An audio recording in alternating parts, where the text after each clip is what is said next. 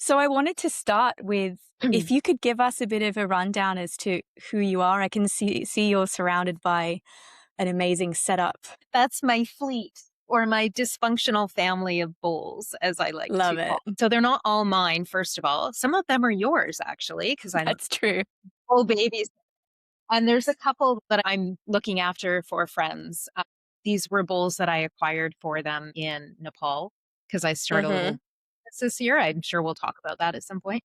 So yes, I have a big fleet. I have a shruti box as well and a gong, an earth gong. And I call them a dysfunctional family because when I bought my first set, I bought a chakra set of massage bowls. And this was just after I did my training last year in Pokhara, Nepal. And I also bought a set of singing bowls that follows a scale. Yeah. And so we're all kind of in harmony with each other. But then I started bowl shopping. I would just go into the little bowl shop here in Chiang Mai and just to look, and just to be around the bowls and play some different bowls. I just like being in their company, right? But then I Mm. would find a bowl and be like, "Oh, that one." I think the first one I bought in Chiang Mai was my bee bowl. I just have to show you because this is my favorite bowl. So this is a Jambati bowl, and Amazing. so it's like I get in the Vedic system, it's for the crown chakra, and I think that's in another system as well. But when I first struck this bowl in that shop, I was like, you're coming home with me. You need to come home with me, And I brought it home, and it fit in with the family just fine. But then I started acquiring other bowls, and I bring them home and be like, I'm not sure how that one fits in. And so I Yeah. started a set that was kind of half harmonious, half disharmonious. And then I went, you know what? This feels like a true expression of me. Because it's not all in sync. They're not all in sync with each. And I actually quite like that because I've been to sound baths in the past that were really beautiful sounding because all kind of in harmony. And there was a pattern that was played and it was really beautiful and it was nice to listen to. But it didn't reach me in the same way as sound baths that I've been to where I'm like, "Ooh, what was that sound?" Where you can't identify it, where you can't Mm. locate it, you can't predict it. And so I realized that was what my set was beginning to do. And I thought, well, that's just, there you have it. That's the way it's supposed to be. So I just have continued to add to that dysfunctional family. And I think that whatever happens with it happens.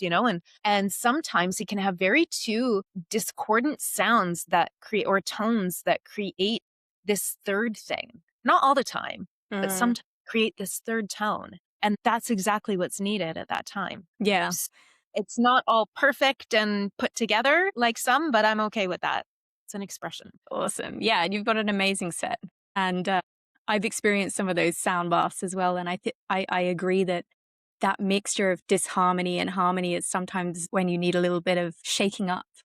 Mm. That's what comes out of it. Just to circle back, I wanted to first talk about how you came to sound in the first place. What was even growing up, were you into music? Were you into sound when you were a kid? Yeah, definitely not this kind of sound, but I love to sing from an early Mm. age. I don't know what age, but I was singing. I was always singing. I played the guitar. That was the first instrument. I remember my mom asking me when I was 10 years old, "We're going to sign you up for some sort of musical instruction. What do you want to learn to play?" And I thought piano at first, but then I was like, that's not very pragmatic because we don't have a piano, so I'm not going to be able to practice. But we had this old guitar just sitting around, and I don't know why we had it because no one in my family was musical. So I thought, well, that looks like kind of a cool instrument. I think I'd like to learn to play that one. So I signed up for some guitar lessons and did that for a few years. And I loved it because it gave me something to sing with and Yeah. surrounded by old time kind of rock and roll that my dad listened to growing up. So I would learn to play some rock and roll songs. And then when I got into my teen years,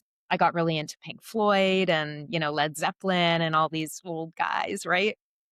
And so I was learning some of those on the guitar and that would just keep me occupied for hours in almost like a meditative state. I'd hole myself up in my room and learn chords, practice the chords over and over and over to these songs, right? I would only play the songs that I could figure out the chords to. And then I was like, once I got those chords down, yeah, now I can sing the song I love, right?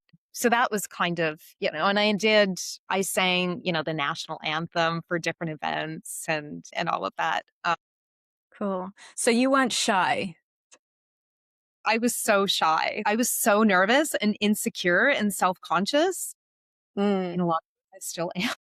But in high school, I think there was something like my joy of singing just trumped that insecurity around it. And I got into high school and I was in a group. I was in a group choir where everyone else sang and liked to sing. So we had this common bond, and I think that mm, just that sense of belonging with a group in high school was so necessary because high school was otherwise a terrible experience where I felt very outcasted. So here I had this small little microcosm, right, of people who enjoyed music and singing. And so we often did concerts in which I had to sing solo in front of a few hundred people. And it was always terrifying, but it was such an incredible rush. Every time after I finished, I would just get this whoosh, of, okay, did it. I did it. And I could tell that people enjoyed it. And I felt so good doing it. mm. So that's just kind of the reward in itself. Yeah.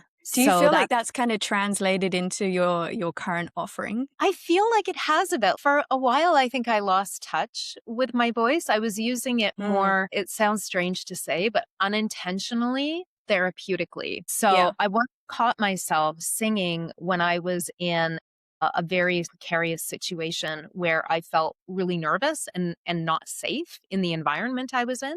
I found myself Mm, singing. So I inquired in that moment, what are you singing for? You're feeling really anxious right now. And I thought, this is how I'm self regulating. This is how I've actually been self regulating for years. I'm singing myself mm, into a more easy state. It's like yeah. I'm taking my nervous system down a notch just by using my own voice. And it's amazing to me that we all have the capacity to do that.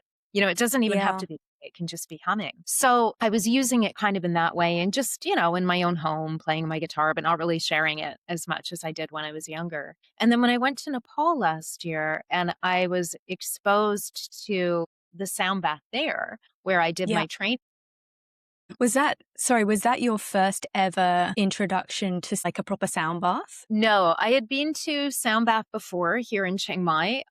Just over the years, I'd go just to kind of shut down, and sometimes I'd smoke a little cannabis and then go to a sound bath and travel. Mm, So I enjoyed it, but yeah. it didn't have this huge connection to it. It was just nice.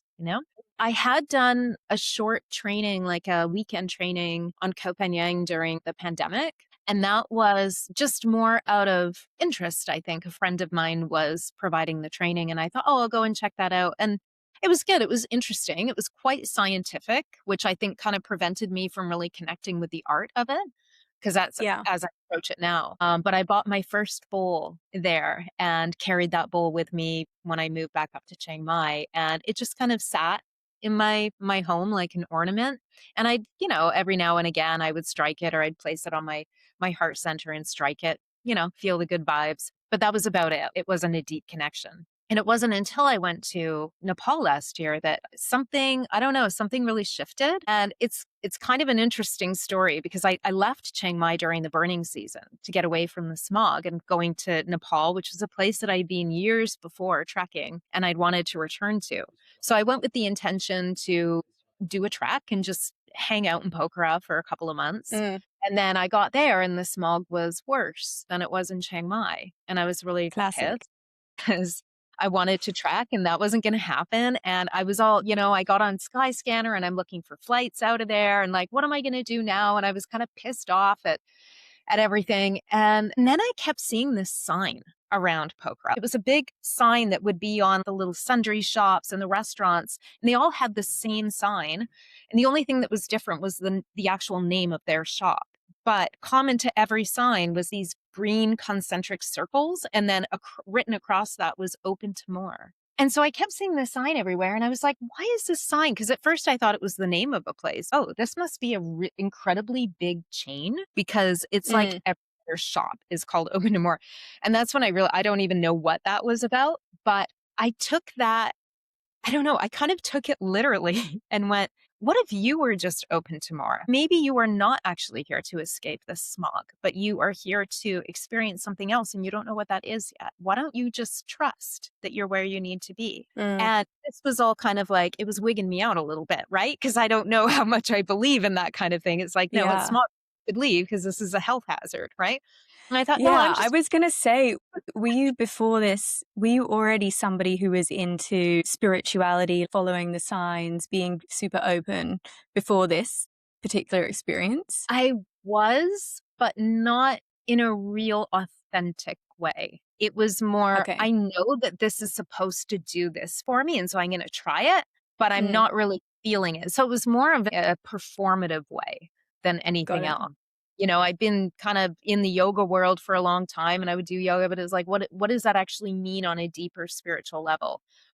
Mm, My, I guess, connection to my own spirituality didn't really lift off until about 2020. And since then, mm, it's becoming, I think, more ingrained in the fabric of my life, but in, in a very private way, not in this way that I need to go out and do this and practice this and show off this and, do all these different things that perform a certain spirituality, if that makes yeah. sense. It's very much a private, more devotional practice. So I took that sign as I need to just be open to so there's something else here for me. And then I went to this mantra chanting group one morning and I sang with the group and they had a Shruti box and I knew that I loved Shruti already at that point and I just sang and sang and by the end, I was crying and I was really feeling it and I thought, "Oh, this Mm, I don't there's something about this room too. It feels really special." And I saw other bowls. So I asked about the bowls and they said, "Oh, yeah, we have a free sound bath every afternoon." So I went back in the afternoon. It was already full. So I went back the next day full. It took me 5 tries before I actually got a wow. spot. Show up like an hour and a half early, but I finally got a spot. And I'm so glad that I was persistent in my efforts because Mm, it's so wonderful. It was such an incredible experience. I just dipped in to this state and it's like I traveled somewhere but I was aware of everything that was going on around me and when I came back to at the end I thought like that is unlike any sound bath I've ever experienced. That was really deep and I started talking to people who were there and had done the training and they were like, "Well, you got to do the training. If you connected with it like that, you got to do the training." So I'm like, maybe that's why I'm here. yeah. And talk us through a little bit about what the sound bath was actually like. Was there one person leading it? How many people were in the room? So there were two primary people leading it. It was the two teachers who Yeah. work who own that space, right? And they lead and they do the trainings. And then there's just kind of like a constant turnover of students, right? So they allow students to like come in and practice in those group settings. So I think there were probably a couple of students at the one that I attended. But you've basically got one of the teachers is like sitting at like the master bowl switchboard, if you want to call it that, and I he's love playing that. singing bowls. And then the other teacher was going around with the massage bowls. And he's going around to each person and like using them on Mm, or very close to the body. And so that's what I experienced was that vibration so close to my body. And it's so many times. It was like I was receiving all of this personal attention. So I think that with the singing bowls in the background, and then I remember how they ended too. So it was Shruti playing really gently in the background, and then they were all chanting all these voices very organically. Like these weren't polished voices, all together. Om Mani Padme Hum. And it was just like in that drony, and I could feel myself coming back, returning to that space, and it was like vibrating through my whole body, that mantra. And I was just like, wow, wow, wow, wow. So when I did the training and they invited me to practice as the other students were during those afternoon sound baths, my teacher was encouraging me to sing. And I was like, "Oh, I don't know. I don't want to." And he's like, "No, no, no, just sing. Like share your voice. It's really important for you to share your voice." And so I started doing that and I just was receiving such positive feedback from people. And so I continued to do that and I've made it a part of my practice and mm, it's reconnected me with my voice in a way I've never really been this connected on this level with my voice and used it intentionally to heal myself. And others, I guess, as well. Because when you go to one of your sound baths, for people listening, Colleen uses her voice as well. And so it kind of feels like like a lullaby. I'm not sure exactly how to explain. If you could talk a little bit about your actual sessions and what they're like, that would be awesome. Sure. Well, it's kind of like singing people to sleep at the beginning and then singing them Mm, awake at the end. So yeah. I'll usually start with a very short introduction. So I use this is in the structure of like a 5 or 10 minute yoga nidra, where we do a rotation of consciousness through the body and just like touching on all the senses, and then giving just some really gentle instructions in terms of like if they wish to set an intention, or if they need to find or locate an area of resource in their body, like for resourcing, if there's anything that's challenging at any point during the journey, then to kind of Mm, identify what that is. And then I start with a prayer, like a mantra with one singing bowl. And that's usually just, I kind of have a collection of mantras and I just go with whatever I feel in that moment based on what the room feels like. And then we kind of do very disruptive stuff. And when I say we, I'm working with my sound journey partner in these group yeah. sessions. So we start with a bit of like disruption. So some of the deeper bowls and then some high discordant tingies, with the singing bowls. I use the gong very intentionally. And I've recently introduced the dolphin bowl. So you put a little water in like a flat bottomed bowl and it creates a bit of a sound that some people say sounds like a dolphin. I think it sounds a bit like a bird. And then I follow a sequence at that point. So I have a very loose structure in these sound Mm, baths. So I use the chakra set and I go starting with yeah. the root chakra is like an energizing structure. So we basically go up the whole chakra system to the crown. And then there's usually 5 or 10 minutes, depending on how much time we have, in which I sing. And that's when I'm rimming the bowls. So I'm imagining at this point, people are in kind of that like deep meditative state. And that pairs, like the rimming pairs really nicely because it's this continuous sound. It's not super high pitched, it's like a mid tone. And then I'm bringing some more mantra into that. And again, it's like whatever feels right at that time. So you don't have a plan of like, this is what I'm going to sing it. You just allow it to come out naturally. Yeah. And as I Yeah. learn new mantras or I connect with new mantras, I'm like, oh, I'm going to bring that one in. Like I got really Mm, hooked on Sita Ram for like when I came back from Nepal, I was really hooked on that one for a couple of months. And then I got to a point where I said to Alan, I was like, okay, I need to like cut Sita Ram for a few weeks now because like I'm tired of singing it, I need to do something else. But I loved the feeling of that one. And it had this real kind of haunting quality to it. yeah. And it's just what I needed to sing at that time. But then there are times that I will choose specifically based on what I need. And then there are other times that I'm like, I'm going to like feel into this space that I'm in a bit and I'm going to choose it based on that, and something will just come and I'm like, all right, that's what I'm doing. It's not necessarily what I want to sing right now, but it's what I feel I need to sing in this space. Yeah. Yeah. So amazing because it feels like it's so powerful to have access to that. Mm. A lot of people just couldn't bring their voice in or like they don't have access to tap into that or it would break or it would just not come out. So I feel like it's something really special that you've got there to be able to tap into and bring into your sound sessions. Well, thank you for saying that. I do believe that we all have access to it. Now, we may not all feel particularly confident sharing our voices in Mm, a space where there are other people listening, and we may not feel particularly proud of the way that our voices sound, right? That doesn't mean it doesn't have a healing quality, right? And it's not going to have some benefit to you and to other people as well. So I'm always encouraging people to use their voice because it's our one instrument that we can take everywhere we go and it costs us nothing. And mm, it's a way that we can actually connect with each other too. And something I've yeah. recently started doing at the beginning of the sound bath, if time allows, for the first 5 minutes or something, is I'll play Shruti and I'll encourage people to just, or, play with vowel sounds or just hum or something like that, use their voice in some way because they can hide behind the voices of other people in the room, but also behind the Yeah. shruti. The shruti is like the shower.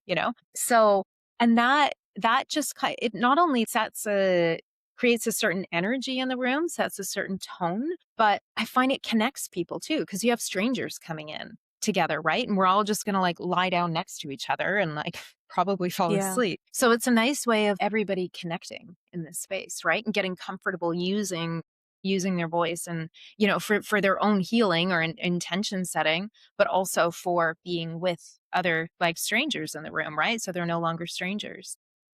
Mm, And then this is something I want to encourage too, even at the beginning of the journeys when I'm leading people through an introduction, right? Into deep rest. Let's hum together a few times, right? As you are communicate, it's a way of signaling to your body that it's like, it's time to rest because it's very relaxing on the nervous system. yeah. Create that vibration just by humming. So I do believe we all have access to that. It's Mm, just a matter of how we're using, I think just getting comfortable with it, right? Anyone who's learning to play a new instrument, it's always going to feel a bit like weird and clunky because you don't know what you're doing, right? And you want it to sound a particular way, but it just takes yeah. practice. It takes practice. Yeah. Intentionally tapping into it, or as you say, like practicing. Yeah. When we talk about your sound baths as well, do you prefer doing one-on-ones or group sound sessions? Like, what's your preference at the moment? Good question. At the moment, yeah, because I think it changes. Mm, There's something about what happens in a room of people who don't know each other. I do feel like it's creating this community, even if only for a short time and we're never going to see each other again. It's like this shared experience, right? It's a way of connecting with people without having to talk with them. We don't have to have any shared interests at all. yeah. And we can still interact in a way and on a very like on a deep level, right? It's not superficial, right? Because we're all going into this sort of vulnerable space, right? Where Hmm. we're kind of switching off a little. So there's something about that I just love, love, love. Like when I hosted that, I had a blue moon sound journey on May 31st. It was a blue moon. So we had a couple of sound journeys that I hosted in my home. And there was something so beautiful and special in that. And that was because it was in community. However, the one-on-ones, because so in a group, I have to be very aware too of the dynamic, right? What's going on and making sure that each person gets attention, right? So I have some structural things to be focusing on. Whereas when I'm with one other person, I feel like there's something there that is being co-created very Mm, intuitively. And I can kind of lose myself to that experience as well, too, because I don't have to be watching out for all these different things, right? I can just yeah. totally, I can immerse myself in that experience with that person. So that can also be very restorative for me as well. I mean, like Mm, I ate one this afternoon and at the beginning, like I'm feeling quite drained from the weather today. So I was quite tired going into it. And I was able to kind of like restore myself through the practice of helping to restore someone else's energy, which is really cool. yeah. So it's really difficult to choose which I prefer Mm. because I enjoy them for different reasons. Yeah, that's a Yeah. great answer. Which leads me on to, what do you think makes a great sound bath? Because I will say that you have like a really wonderful attention to detail. Not even attention to detail, it's like very nurturing. Your sound baths, you've got these beautiful mats, you've got tea, there's always like the most amazing snacks Mm. available. And like the thought and the love's really gone into it. So for you, through all of your sound experiences that you've had so far, like what stands out? Well, thank you for saying that. That warms my heart to hear that you've noticed all those little details too. And I think a lot Mm, of it is just creating the experience, like setting up the environment, right? So when someone comes into my space, I mean, they're also coming into my home. And anyone that yeah, comes into my home, I want them to feel good about being there. I want them to feel welcome. And so part of that is even creating the nice scent, right? Like I'll burn some nice smelling incense, Palo Santo. I might have some fresh flowers. I have everything all laid out and I have options for making people more comfortable, right? Extra pillows, eye covers, that kind of thing. Water, a little snack. So kind of setting the tone and then having a little conversation with people at the beginning or a person, right? About their intention if they wish to share for being there. But I think a big part of it is like in the actual experience of the sound journey itself, it's the intention that I'm bringing in because it's very easy to play bowls really well and mindlessly. I'm sure Yeah. much like you can play a musical instrument that way, but there you feel something different when somebody is putting themselves into it, I think. You really feel the difference. And one of the things that I do, especially in the group, because there's so many people, it's like your energy and attention is kind of Mm. dispersed, right? Yeah. Is connecting with each person through a silent blessing. So each time I go to each person, I'm offering a silent blessing to that person. And sometimes it's based on, whatever qualities I know are associated with that particular chakra. And sometimes it's just like whatever kind of drops down into me. And that is, I don't know if that's felt or received any differently, but I feel like it is. Mm. So Yeah. I'm not performing. I am offering a space for people to just let go in. And I want people to feel that they can just let go. Yeah. I want it to feel nurturing, nourishing, warm, held, all of those I get like mothering qualities. Mm. Yeah. Yeah, and I guess that also makes me wonder, you mentioned earlier about spirituality. What does it mean to you? Like it sounds like there's some kind of connection through the bowls that you have now. Like how does that fit in? Yeah. I think the mystery of the bowls, I mean, it's so incredible to me that this started off as like a hunk of metal and Mm. some person just like hammered it a bunch of times to make this perfect shape. I know it's not perfect, but it's pretty close. And to create a particular tone and frequency that does something beneficial to the human body, the brain, the mood. That to me is such a beautiful mystery, and I would quite like it to remain a mystery. I know there's all kinds of Yeah. science in it that will explain why and how, but I don't know that I'm totally interested in knowing that. I mean, I think that Mm. some things are important to know, but so a big part of spirituality to me, I think, is just being open to the mystery and trusting that the universe is a benevolent place because I've once thought the opposite. Yeah, And tell me more about that. Tell me more about where you were at, how you went from kind of A to B, because I know there's been a big journey throughout your life, lots of travels. Like yeah. let's do a little bit of a deep dive into the Okay. to I'll the try. finding a different path, I guess. Yeah, well, I think there's always been something in me, and call it your higher self or the one who knows or whatever, that has been guiding me on some path, and it's taken me through some, I would say, somewhat treacherous down some treacherous avenues in which I have, I've felt at times in my life that I've had depression, that I've been quite depressed or quite anxious. And it was difficult for me to trust at times that this is also a necessary part of life and of learning, right? I mean, we're not, I do believe now that we're not really given anything that we can't handle. But there are certain times in our lives that we need to be in the squeeze, in the discomfort, in the anxiety, in the depression, whatever it is, because there's something to be learned about ourselves from that, right? And I do believe that I used to kind of be really into this self inquiry for the sake of self inquiry. And now I understand it to be something that is helping me to be a better human, right? To participate more generously in the world than I have in the past. And so I guess through learning to trust that Hmm. process over time, as I realize, well, this is just what it is. And as I get older and realizing that, right, I still don't have it figured out and I'm never going to Yeah. have it figured out. And if you, okay, you say you're somebody who loves mystery. Well, that applies to certain things in your life as well, too, right? So can you be open to that? Can you be open to Yeah. that?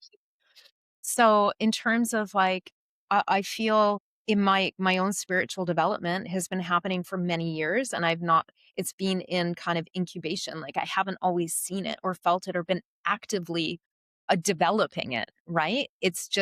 Had this very organic pathway.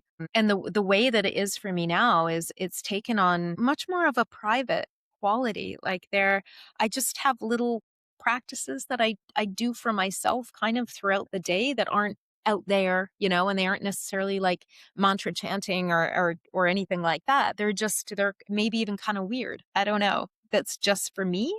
but it's also not, because I'm doing it to be a better participant in this life and in this world, if that makes sense. And Yeah. it's become very devotional too.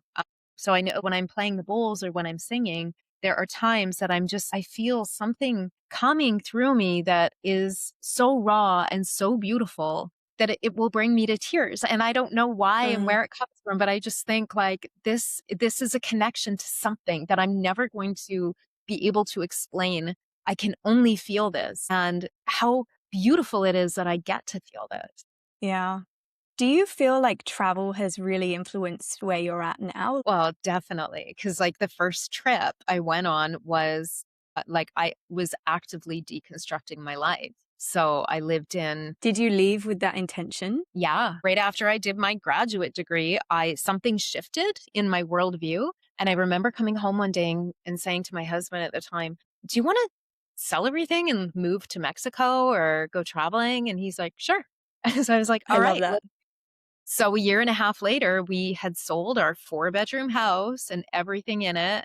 And he went on sabbatical. I quit my job. We bought a couple of backpacks. We put a few things that we had left in storage, and off we went. And I But had what no was the idea. catalyst? So was it just you graduated and then was there something that happened that made you want to do that? Or was it just the graduation itself? Well, that will come through. I'm actually working on a memoir, so that will probably come through in the memoir. But I would say that one of the things was I got a view to myself that was extremely confronting. And I felt like I needed to seriously disrupt my life and challenge myself, because I knew that setting myself, like it's kind of throwing myself out into the world and away from the security of this life I had actively participated in constructing, right? To be very safe and secure. I Yeah. knew that I would feel completely unmoored, and I needed that. For some reason, I needed that. Well, and I know partly the reason that'll come through in the memoir. It's a very personal thing. Mm, But yeah, so traveling definitely has, because even for the first 9 months that we traveled, we were in Europe and it was great and beautiful. And I was like, okay, but when are we going to go somewhere that's really going to rattle my bones, you know? mm, And that's at that point we decided to go to Southeast Asia, and Thailand was the first country we visited. And I was like, whoa, this place is so uncomfortable, like so hot mm, and dirty, not by my standards now, but by the standards I had then. And a little bit, it was uncomfortable to be in. And I knew I was in exactly the right place. So part of me sought out that discomfort, I didn't go with the idea that things were going to be all sunshine and roses, right? So I guess I was looking to intentionally change who I was. And I mean, of course, I think there's a core you that never changes, right? That kind of stays with you your whole life long. But traveling is, I mean, first of all, just coming to the East and being exposed to the spirit here, in Buddhism. And it's just so ingrained in the way that people live here. And it's such a, what's the word? It's really difficult. When I go back to Canada, it feels cold and disconnected. And I don't mean cold temperature wise, but it does not have the same cohesion that I mm. feel here. I And agree. I think that has something to do with Buddhism, but the fact that I am open to that, that my eyes can see that, I can receive that, tells me that I don't know, maybe I lived here lifetimes ago, or I wouldn't say that I was born into the wrong country or the wrong family. I might have said that once upon a time, but I think that Ram Dass says that there are no errors in the system. I am Mm. so incredibly grateful for this journey that I have been on and continue to be on. And even though it's very uncertain and insecure at times, it's far preferable to the alternative. Yeah. Yeah. It's really interesting how time away from a culture can shift your mindset and make you see things that you didn't see before. I can definitely really identify with that. And maybe here in Thailand, there's this a bit more sense of community. They still have that community in the fabric of the society. Whereas when I go back to Australia as well, I'm kind of like, it feels so cold and everyone has these big gates and beige, everything's beige, and it just feels like they lost the soul or something. So yeah, it's a real privilege to be able to hang out in Asia for as long as I have been as well. Thank you so much for sharing. I love talking about the travels and finding a different path to I wanted to also talk to you a little bit about what you have planned. Any future plans? Do you have anything in the pipeline coming up that you wanted to share? I do. So I'm working on a couple of different projects right now. One of them is related to the bowls. So earlier this year, I had the idea that I would like to connect more people with bowls, particularly people who have experienced the bowls and been really positively affected by them and would like to bring a bowl into their lives, right? To hook them up, so to speak. So I decided like I'm going to go to Nepal and I'm going to source really good bowls and I'm going to hook people up. And at the time that I decided that, I had invited Ali from Chiang Mai Holistic to come over. We do this sound bath exchange every once in a while. And so he was due to come over and I told him about my idea and he's like, "Oh yeah, do it. Do it." He's very encouraging, right? He's like, "Actually, I'm going there next month with a group of people." And he's like, "You should tag along." And I'm like, "Really? Like you're showing people your source?" And he's like, "Yeah, why not? Like everyone should be around bowls, you know?" Mm, So I booked my flight and I went and hung out with him and his group and he showed us where the good bowls were in Kathmandu. And I had a list of custom orders because I had organized things at that point. I reached out to people who I knew were interested and I was like, "Hey, I'm going to get you a bowl and I'm going to give you a really good price because I'm just starting." And I went and I was just like in bowl heaven. So in that, like, while I spent, how long was I there? Like 6 weeks or something. six So weeks. not the entire time full binging in Kathmandu. I had some time in Pokhara between that where I was doing some trekking and just hanging out. But I bookended my trip with the Mm, bowl binging in Kathmandu. And so during that time, I was like, maybe I could actually start a proper little business, like with a proper name and everything. So I decided to name that little business Black Crow. And I started an inventory with my partners in Kathmandu. So they allowed me to like pick out all the bowls that I wanted, create sets and everything, and then just stash them in their warehouse. And that whenever someone wanted a set, wanted a bowl, I'd be like, "I got the bowl for you," right? I could show them a nice. video of me playing it so they could hear the tone. So it's different than going in like into a shop and like actually feeling the bowl yourself. But I think that if there's somebody that you can really trust that Mm, has a sense of like how to feel into what's a good bowl versus one that's like, yeah, maybe not the best, right? yeah. That's just another way to do it.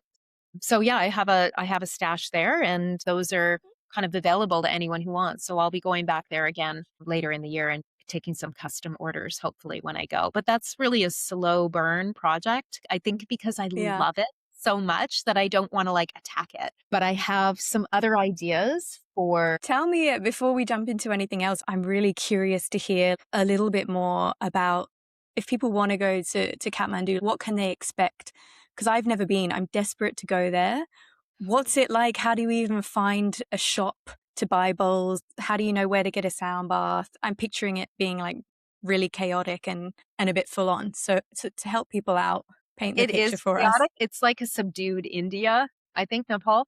But there's something about Kathmandu, even though it's like really buzzy and there's like motorbikes everywhere and like broken concrete and I always feel super relaxed when I'm in Kathmandu. It's really strange because my nervous system is like the opposite of what my environment is. But the bowls are everywhere. I mean, you just walk down any street in Kathmandu and you're going to pass a bowl shop, right? And they all have the best bowls, right? And they all have the full moon bowls, the special bowls.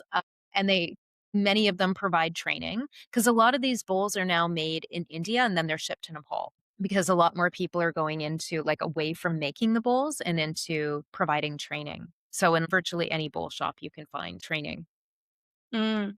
Usually So in those, are people going for factory made bowls then? Are they factory made in India or are they still hand no, they're hammered? also hammered. I mean, they do factory made ones as well. And I have factory made ones. Like I have nothing against the factory Mm, made ones. I mean, they're really good for as singing bowls. They give a very consistent and even tone. And I like to use those for a specific purpose in my sound mm, bath. So nothing against those. I wouldn't do a sound bath all factory bowls because there's something too about like I know there is human energy and intention behind this bowl that you can't get from a factory bowl. But when you want like a really super clear, consistent tone, factory bowls are good for that. nice. But yeah, so I think you probably got both happening in both India and and Nepal. But yeah, so there are bowl shops virtually everywhere you go. And then if you want to find the source, I found it via Ali. I wouldn't have been able to come across that place by myself. I would have had to do a lot more research, I think. Yeah. But you ask around, you just start asking around, right? Because in these little bowl shops, there's a markup, a considerable markup. So if you Mm, can get the source, I mean, and even the source, they have their markup, right? I would yeah. love to be able to go to the place where they're actually made, but Would be that, amazing to just to see that, yeah. to see the factory, to see them actually hand hammering. I can't wait to get to Nepal just to check all that stuff out. If it's Yeah. even possible to find that, I don't know. Probably more likely in India, but then you'd have to Mm, know someone who knows someone who knows someone. I don't even know if Ali knows somebody. I feel like we asked him this question on our group trip, mm, and he's just like, no one is going to get you there, top you know? secret. Yeah. Top secret location. So is it remind me of the name Black Crow? Black Crow, blackcrowsound.com is my website, but I call them Black Crow Singing Cool. Bowls because they Nice. sing.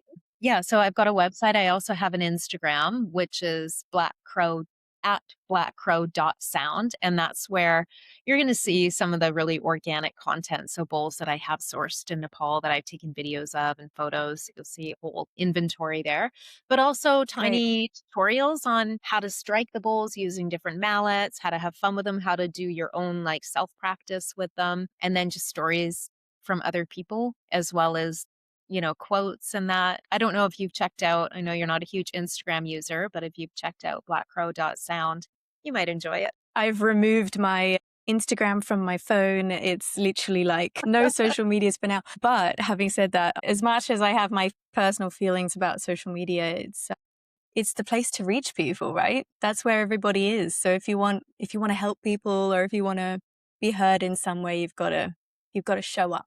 Yeah. And I Um, really believe it's all how you use it. Totally. Because I worked in social media for like 10 years, I was thinking about this the other day.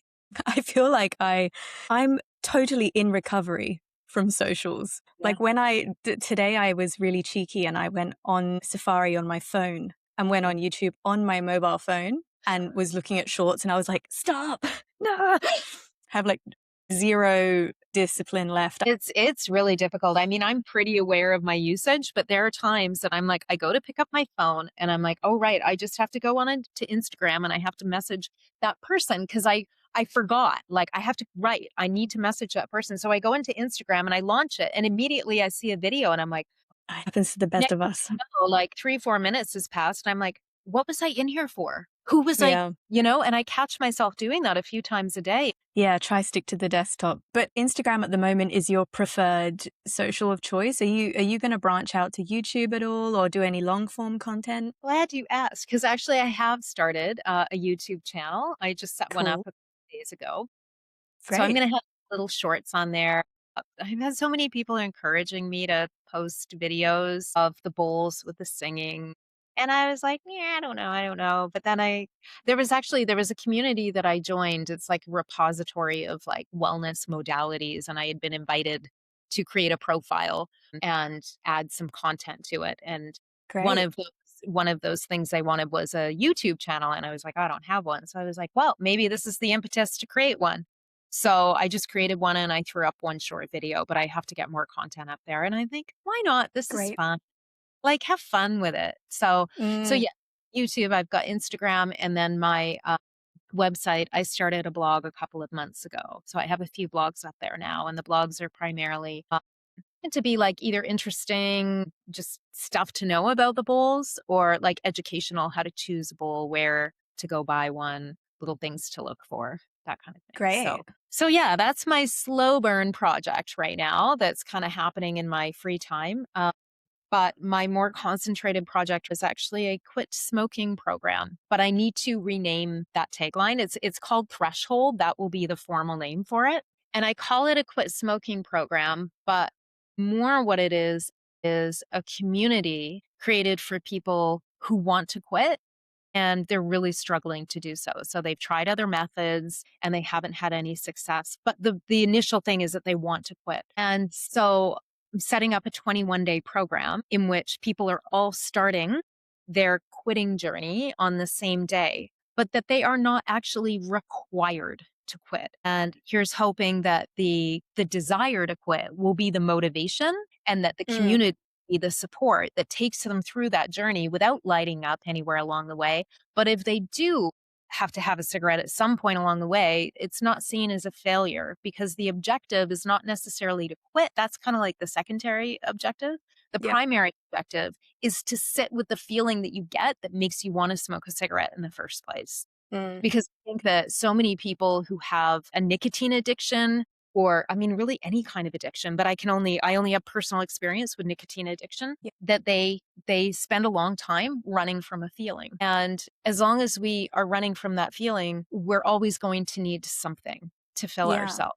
And so I've kind of created this, I guess, kind of the underwriting philosophy is what I call the big empty. And it's that feeling of emptiness or restlessness that we have in our bodies that make us reach for that thing, whether it's social media or cigarette or, alcohol.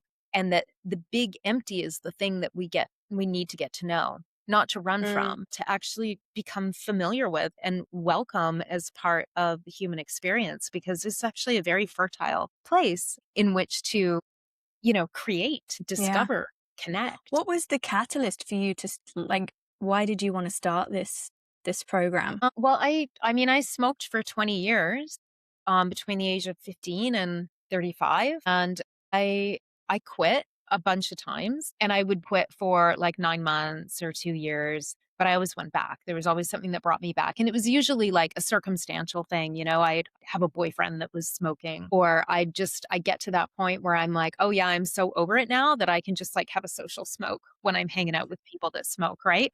And that's a slippery slope. And then the final time that I quit and was successful, now I haven't smoked in over 5 years, was on the other side of a really challenging time in my life, probably the most challenging time in my life. There's just a lot of darkness. I was struggling with many things personally, and I decided, and at that point I had picked up my habit again after a couple of years without smoking. I'd picked it back up, and with the most serious commitment. Like, I had only been a half a pack a day smoker during that 20 years. This was like 2 packs a day. I spent 3 Yeah. months, Wow. 2 packs of cigarettes a day, because I was in such a dark place. And so I really like that addiction really strengthened. And so I decided to quit before the other parts of my life were getting better. So still being in that dark space, right? So I had to Mm. face that big empty when it was as big as it could possibly get. And in order to do that, I had tried all the methods. Like, I had tried everything from creating obstacle courses for myself to get to the cigarettes that I had like Yeah. hid on myself in different places. I tried like the usual, like the patch and the gum and the pill. I even tried like limiting my smoking to just when I was having a drink. And then I realized that I was having like 5 drinks a day now, and I was slowly developing into an alcoholic. So, and I was very much against alcohol at that time too. So I was like, girl, you Yeah. got to do something. So I created a community for myself on Facebook. I went to my community on Facebook and said, I need help. For the next 21 days, I'm going to post about what it feels like to go through this nicotine withdrawal. And then after that, so it's only 3 days really for the chemical dependency to end. But then there's this other thing left behind, and is what I call the big empty. So I'm going to spend 21 days documenting what that journey is like. And I'm looking for supporters, and anyone who wants to join me is more than welcome to. So I set that up for myself because it wasn't something that was available out there. I know there's like, Mm. Reddit groups and that kind of thing, but it was not the same as going like, I'm intentionally starting this journey and I need help, being really intentional about it. Right. And so fast forward 5.5 years, and I'm working on this Black Crow project, and I'm talking a lot about, the being in the liminal space and all the healing and stuff that can happen there. And then something just kind of clicked for me one day. And I went, like, I was just washing the dishes, soap on my hands, and I felt like something dropped down in through the crown of my head and went, you got to create a quit smoking program. And I was like, what? I haven't Mm. even thought about smoking in so many years, right? I'm someone who is always trying to create community connection between people. I like to be a helper. I like to support people. And that came to me as a very strong message that this is the way to do it. And I was like, I don't know the first thing about running a program. I'm not a coach or a counselor or a psychotherapist or anything like that. But it is an achievement in my life that I quit smoking. And it's Yeah. one You have the lived of those experience. It's exactly, and it's a fucking hard thing to Mm, overcome. When you're trying to do it in isolation, it's even more difficult. I think now some people operate that way, and that's okay. This is maybe not a program for them, right? But this is a program for people who are, they're ready to say like, I'm done with this. I don't like its effect on me anymore, but I can't do it on my own. And I yeah, need people who understand what it's like, So it's like stopping in solidarity and everyone being on day one together, everyone being on day five together, and being on the easy days and celebrating each other's wins, right? And also being able to empathize with the challenges along the way. And then I'm there merely to kind of facilitate that yeah, process. So I'm not coaching, I'm not educating or anything like that. I'm creating and holding a space for people to come together and hopefully improve their health and also get in touch with the big empty and yeah. use that in a way in their lives that can be very creative. Awesome. So that's on the And horizon.